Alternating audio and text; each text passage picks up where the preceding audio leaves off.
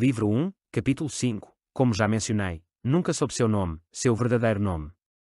Às vezes dizia que os nomes carecem de importância, que o verdadeiramente importante está mais próximo de nós que nosso próprio nome, que é mais real que nosso próprio nome.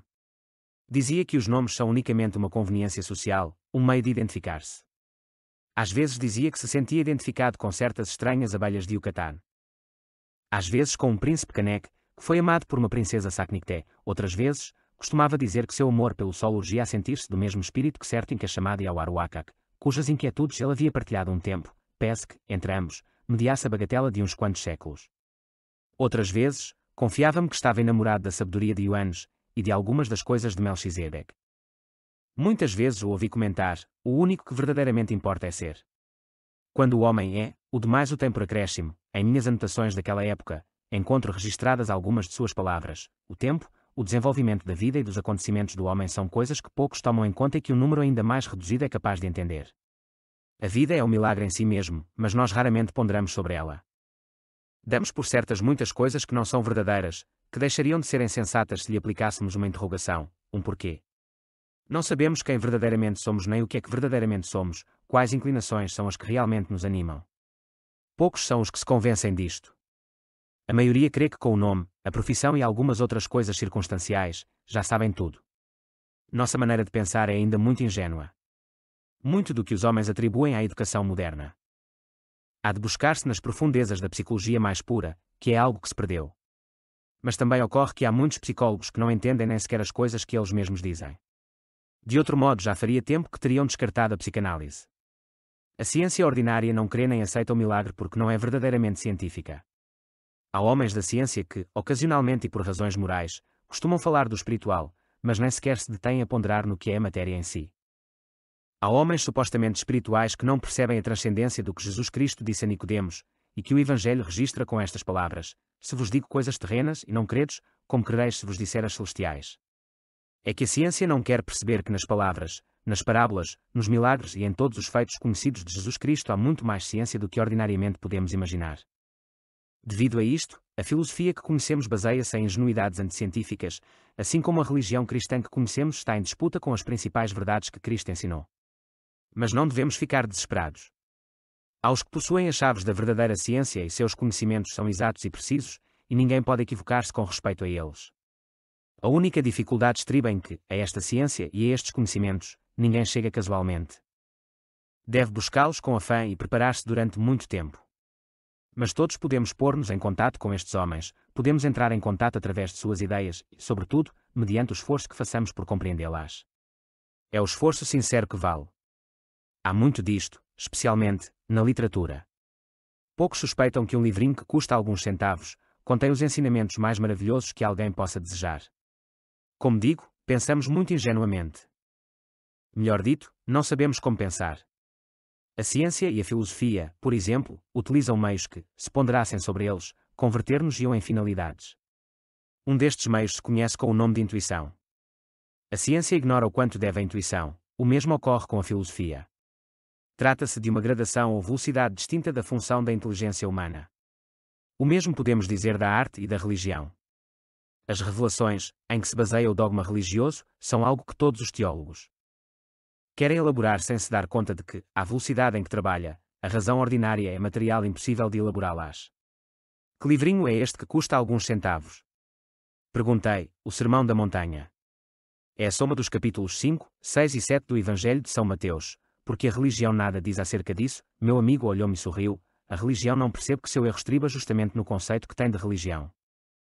No entanto, para poder entender a verdade deste conceito é preciso descartar o conceito ordinário. Fiquei pasmo ante tal galimatias, mas tu és, obviamente, um homem religioso. Como podes dizer isso? Vê, respondeu. Tu não podes sair do ataúde no qual te colocaram tua educação, teu conceito da moral religiosa, etc. Muitos homens costumam perceber a possibilidade de sair do ataúde, e entende tua palavra ataúde literalmente.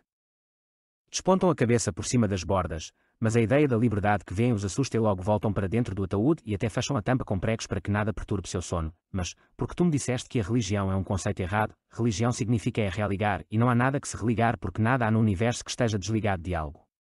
No entanto, devemos representar as coisas como se estivessem desligadas devido às limitações de nossos sentidos. e do entendimento que derivamos desta limitação. Como poderia conciliar-se o conceito de religar com o que afirma o mais elementar do catecismo, por exemplo, de que Deus está no céu, na terra e em todo lugar? Ou aquela outra afirmação de um dos pais da Igreja, o apóstolo Paulo, que disse: em Deus vivemos, movemos-nos e temos nosso ser. Então, o que é há de ser feito?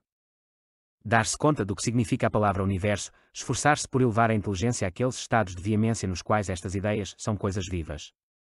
Novamente podemos recorrer à entrevista de Nicodemos com Jesus, porque no mesmo tema Jesus deu a chave do entendimento destas coisas ao dizer: e ninguém subiu ao céu, senão o que desceu do céu, o Filho do homem que está no céu. E, como Moisés levantou a serpente no deserto, assim é necessário que o Filho do homem seja levantado, para que todo aquele que nele crê não se perca, senão que tenha vida eterna. Isto é sumamente difícil de entender, tudo depende do esforço que se faça por entendê-lo. O esforço por entender estas afirmações que parecem tão obscuras é, justamente, a chave que nos pode abrir as portas do céu, mas sucede que a maioria se conforma com a primeira interpretação que encontra, esquece o esforço e assim começa a cair, começa o pecado original, porque significa deter o desenvolvimento da inteligência. Quando se detém este desenvolvimento, quando o homem se dá por satisfeito com a compreensão de hoje e não trata de ampliá-la ao máximo da intensidade de que é capaz, perde sua capacidade, perde sua compreensão e, eventualmente, perde sua alma, melhor dito, mutila, entorpece seu crescimento de tal forma que a alma adoece e até pode morrer completamente. Isto é algo que Jesus tratou de explicar na parábola dos talentos, na do traje de bodas e, sobretudo, nessas duas palavras que encontramos a cada instante nos Evangelhos: velai e orai. Com o tempo, até cheguei a acostumar-me a esta linguagem tão especial de meu amigo. Apresentei-o a alguns de meus amigos, e quando estes me perguntavam quem era ele, não sabia o que responder, de modo que decidi fazê-lo passar por um parente, algo excêntrico, mas no fundo uma boa pessoa. Quando lhe informei disto com a secreta esperança de que me dissesse a verdade sobre si mesmo, comentou: nosso verdadeiro parentesco é muito mais real do que tu imaginas. Algum dia inteirar-te-ás disto. Tu não crês que exageras um pouco este mistério? Disse-lhe: a verdade sempre parece exagerada aos que não a percebem, é um pouco difícil de aceitar. Não o duvido. Mas é que tu ainda não te dás conta de que falamos idiomas diferentes, porque temos um entendimento diferente. Então, por que não falamos o meu? Porque, ainda que não o saibas bem, tu queres aprender o meu. Se me guiasse por tuas palavras, faria tempo que teríamos deixado de ver-nos e de conversar. Não falo com o que tu aparentas com tuas palavras, senão com o que tu podes ser, isto sim que é um galimatias. É tudo quanto me tens que dizer, o que eu te diga dependerá sempre do que tu queiras perguntar-me. Pesem que estas entrevistas sempre me deixavam incomodado, ao perceber como ele sempre manejava meu pensamento e desviava meus propósitos, não pude evitar que meu carinho por ele aumentasse. Era algo muito contraditório o que ocorria comigo, assim passou o tempo. Eu continuava apoiando-me em caixas de fósforos que levava sempre em meu bolso, não podia esquecer a guerra. Sobretudo, não podia esquecer a sensação de repugnância que sentia em mim mesmo cada vez que voltava à minha memória. A recordação de certo homem a quem havia matado, cravando uma baioneta em seu ventre. Tão horrorosa era a agonia que o vi padecer, que por instantes desejava haver sido eu o morto. Esta cena voltava com frequência agora que os comunicados de guerra davam conta do número de baixas ocorridas nas distintas frentes. Não podia tomar estas cifras como se fossem somente cifras, para mim representavam padecimentos humanos que não afetavam unicamente as tropas, senão que, cada soldado e cada homem se convertia no centro de uma tragédia para toda uma família, para todo um círculo de amizades, e talvez para a mesma terra. Não podia explicar-me de onde nem como vinham estes pensamentos, mas sentia um grande mal-estar interior que às vezes se convertia em algo doloroso. De maneira que fazia todo o possível para fugir deles nestes momentos e até cheguei a sentir inveja da frieza com que meus amigos embaralhavam estas cifras. Também me causava assombro, cada vez que via nos jornais as manchetes registrando-as como se tratassem de acontecimentos sem precedente na história do mundo e como fatos verdadeiramente gloriosos. Os jornais pagavam somas elevadíssimas para ter estas notícias, por sua vez, as pessoas pagavam suas moedas com gosto para lê-las. A guerra havia-se convertido em um fantasma que perseguia minha consciência. De cada 10 comunicados que chegavam à minha mão para serem redigidos, 9 tratavam diretamente da guerra e o 10º indiretamente. Assim passou o tempo da Etiópia, o tempo da Espanha e um certo dia chegou o da Polónia e finalmente a guerra estendeu-se por todo o mundo. Tão opressor era este fato que, pela força de seu número, os comunicados começaram a cegar-me. Pouco a pouco fui tornando-me insensível com tanta reprodução de cifras sobre mortos, feridos e desaparecidos. Em certo dia notei que estava interessado e que me deleitava com a descrição do bombardeio de uma cidade na qual pereceram milhares e milhares de mulheres, crianças e anciões, todos completamente indefesos ante o fogo que chovia sobre eles. E coincidiu que, naquele mesmo dia, havia traduzido um comunicado que continha certas declarações feitas por um importante chefe da Cruz Vermelha Internacional. Tratava de 5 pontos sobre a ajuda e proteção das crianças, e eu havia decidido conservar uma cópia para mim. Deixei-o em cima de minha mesa de trabalho e quando quis encontrá-lo para levá-lo, os demais comunicados sobre mortos, feridos, bombardeios e encontros navais encobriram-no totalmente. Pensei um instante neste fato aparentemente casual e me dei conta de que, assim como ocorreu com o comunicado da Cruz Vermelha, assim estava ocorrendo com meus próprios sentimentos, e nesse instante recordei os suplicantes olhos daquele rapaz a quem havia ferido com a baioneta e acreditei ver neles uma reprovação que me dizia: tão rápido esqueceste. Cada comunicado de guerra repetia esta cena em minha memória e junto dela me assaltavam pensamentos de esperança. Queria crer que a alma desse rapaz tivesse encontrado alguma compensação em outra vida. Um medo muito sutil e muito poderoso começou a apoderar-se de mim quando me dei conta de que também estava tornando-me insensível. Meus companheiros faziam brincadeiras acerca destes escrúpulos e alguns até argumentavam que as guerras, especialmente esta grande guerra, traziam um grande progresso científico, de modo que poderíamos alentar a esperança de um mundo e uma vida melhor. A incongruência deste argumento terminou por produzir asco. A história era a melhor testemunha de que as guerras somente produzem novas e mais sangrentas guerras. Ali estavam os artigos indicando-me como se escreveria a história desta época. Comparando-os com os da guerra anterior, a crueldade humana havia aumentado, o ódio havia se intensificado. E se pode esperar um mundo melhor à base de uma maior crueldade? Ou uma vida melhor à base de um ódio mais intenso, que nos consumia totalmente, sob a legenda de guerra total? Nesses dias recordei uma frase de Lincoln: o progresso humano está no coração do homem. E não era eu mesmo testemunha de que meu próprio coração estava enamorado desta crueldade e desse ódio, este estranho temor, um temor frio, como se a morte me espreitasse em cada pensamento, cresceu velozmente. Quando voltei a encontrar-me com meu amigo contei-lhe isso junto com muitas outras reflexões que havia feito. Sim, disse-me. É natural. A alma sempre sabe o que quer e, quando inicia o despertar, começa a pedir o que é seu. Há algo em todos os homens que recusam enganar-se com a primeira explicação que chega aos sentidos. Alguns dão ouvidos a esta silenciosa voz, outros não. É muito doloroso e desagradável no começo. É o primeiro umbral. Quando no homem há um começo de vida genuína, fortifica-se também o poder de tudo quanto lhe conduz ao sonho. Este é um período perigoso, porque todo despertar aporta novas energias. E tudo quanto há de falso em nossa personalidade aproveita-se delas e aumenta nossa escravidão. Pode-se dizer, sem errar muito, que assim se mata a alma. Assim, temos que no mundo há muitas almas cuja vida se deteve e pouco a pouco vão perdendo as possibilidades de crescimento e perfeição, que são um direito que o homem não utiliza.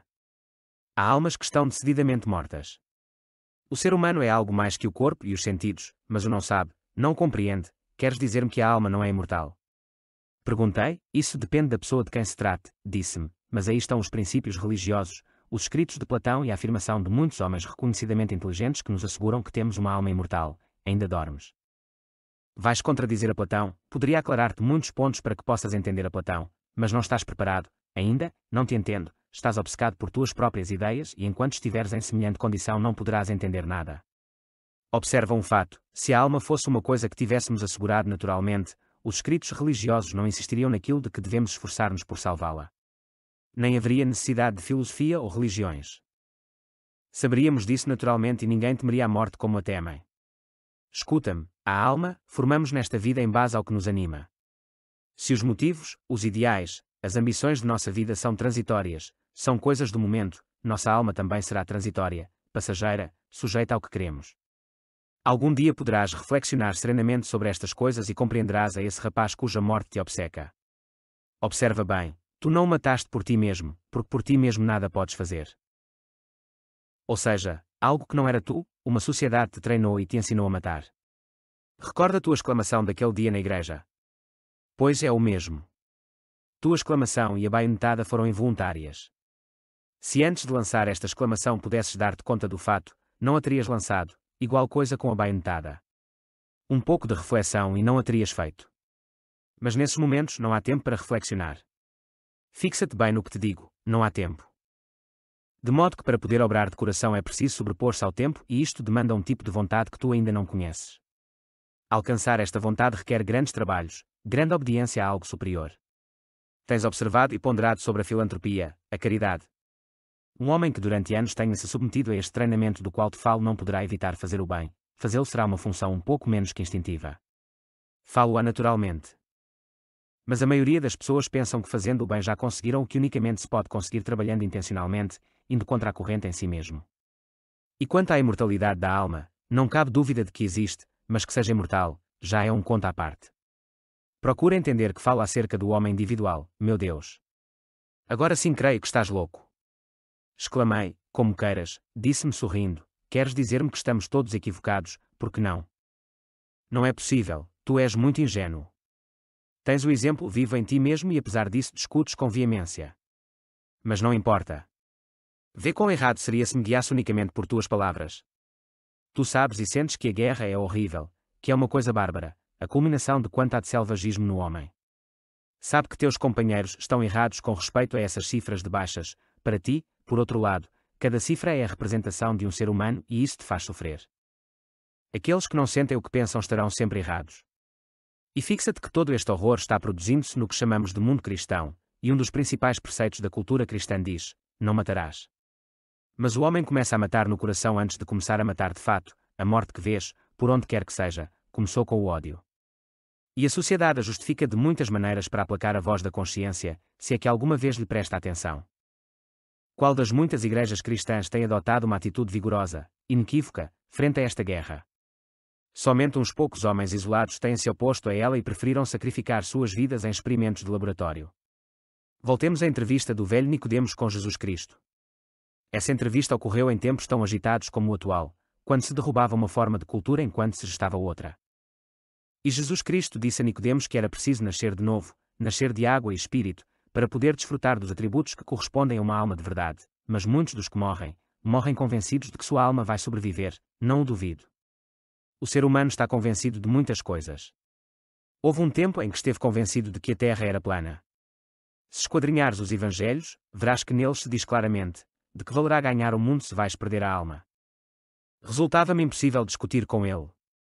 Meu interesse pelas Sagradas Escrituras era o mínimo. Não as havia lido e tampouco estudado. Entretanto, algo me dizia intimamente que meu amigo estava certo, ainda que nada compreendesse.